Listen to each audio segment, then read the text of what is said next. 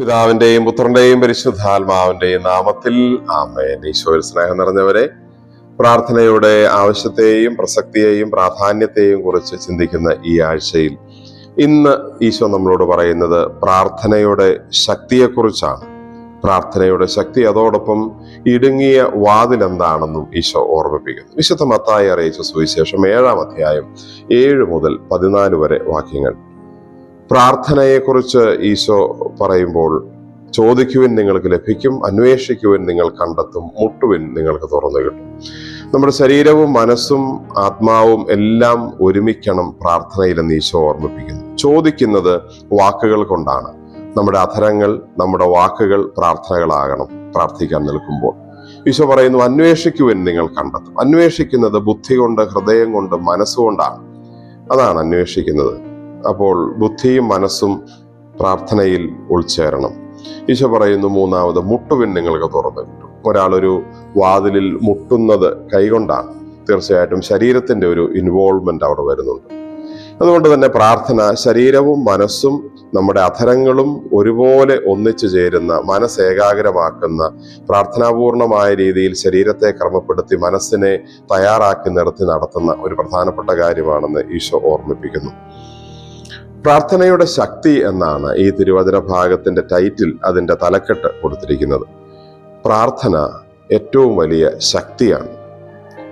അതോടൊപ്പം നമ്മൾ മനസ്സിലാക്കുന്ന ഒരു കാര്യം, നമ്മുടെ ആത്മീയ ജീവിതത്തിൽ ശക്തി കിട്ടാൻ നമ്മൾ ചെയ്യേണ്ട ഏറ്റവും പ്രധാനപ്പെട്ട കാര്യം പ്രാർത്ഥിക്കുക എന്നുമുള്ളതാണ്. പ്രാർത്ഥനയാണ് നമ്മുടെ ശക്തി. ശക്തി കിട്ടാൻ വേണ്ടി നമ്മൾ ചെയ്യേണ്ടത് പ്രാർത്ഥിക്കുകയുമാണ്. അതാണ് നമ്മൾ ഈശോയുടെ ഗത്സമനി അവസരത്തിൽ കാണുന്നത്. ഒരു വേദനയിൽ വിഷമിച്ച, പതരാൻ തുടങ്ങിയ ഒരവസരത്തിൽ, വിഷമിക്കാൻ തുടങ്ങിയ ഒരു സാഹചര്യത്തിൽ ഈശോ ഗത്സമൻ തോട്ടത്തിൽ പിതാവിനോട് പ്രാർത്ഥിക്കുന്നു. ഈശോയുടെ ജീവിതത്തിന്റെ ഏറ്റവും വലിയ വേദനയുടെ മണിക്കൂറിനെ, പരീക്ഷയുടെ മണിക്കൂറിനെ ഏറ്റവും നല്ല പ്രാർത്ഥനയുടെ മണിക്കൂറാക്കി ഈശോ മാറ്റി എന്നുള്ളതാണ് കുരിശിനെ സ്വീകരിക്കാൻ ഈശോയെ സഹായിച്ച ഏറ്റവും പ്രധാനപ്പെട്ട കാര്യങ്ങളിലൊന്ന്. അതുപോലെ തന്നെ ഈശോ പറയുന്നു, പ്രാർത്ഥന എളുപ്പമല്ല, അതൊരു ഇടുങ്ങിയ വാതിലാണ്. അതിന്റെ പ്രാധാന്യം മനസ്സിലാക്കുന്നവർ ആ ഇടുങ്ങിയ വാതിലിലൂടെ കടക്കാൻ തയ്യാറാകും. അതിന് സ്വസ്ഥമായി മനസ്സർപ്പിക്കണം, അതിന് സമയം കണ്ടെത്തണം, അതിന് നമ്മളെ തന്നെ ക്രമപ്പെടുത്തണം.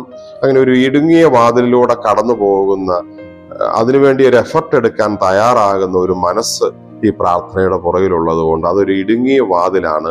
അത് കണ്ടെത്തുന്നവർ ചുരുക്കം. അതാണ് ഈശോ അതിനെക്കുറിച്ച് പറയുന്നത്.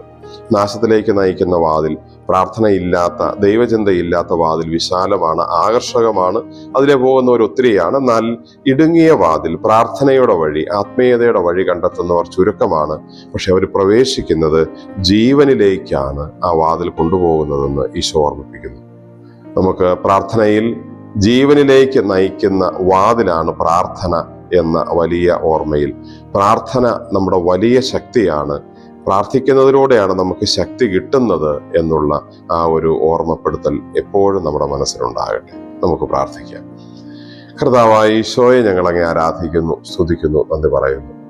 ഞങ്ങളുടെ ജീവിതത്തിന്റെ ഏറ്റവും വലിയ വിഷമങ്ങളുടെ മണിക്കൂറുകൾ ഈശോയെ പോലെ അത് പ്രാർത്ഥനയുടെ മണിക്കൂറുകളാക്കി മാറ്റാനും, ആ പ്രാർത്ഥനയിൽ നിന്ന് ദൈവവുമായുള്ള ബന്ധത്തിൽ നിന്ന് ശക്തി സ്വീകരിച്ച് ഞങ്ങളുടെ ജീവിത പ്രതിസന്ധികളെ തരണം ചെയ്യാനും മറികടക്കുവാനും, മറ്റാരും കൂടെ ഇല്ലെങ്കിലും പ്രാർത്ഥനയിൽ ദൈവം കൂട്ടിനുണ്ട് എന്ന വലിയ ബോധ്യത്തിലേക്ക് വരാനും ഞങ്ങളെ എല്ലാവരെയും സഹായിക്കണമേ. നമ്മുടെ കർത്താവ് ഈശോ മിശിഹായുടെ കൃപയും പിതാവായ ദൈവത്തിന്റെ സ്നേഹവും പരിശുദ്ധാത്മാവിന്റെ സഹവാസവും നാം എല്ലാവരോടും കൂടെ ഉണ്ടായിരിക്കട്ടെ, ഇപ്പോഴും എപ്പോഴും എന്നേക്കും.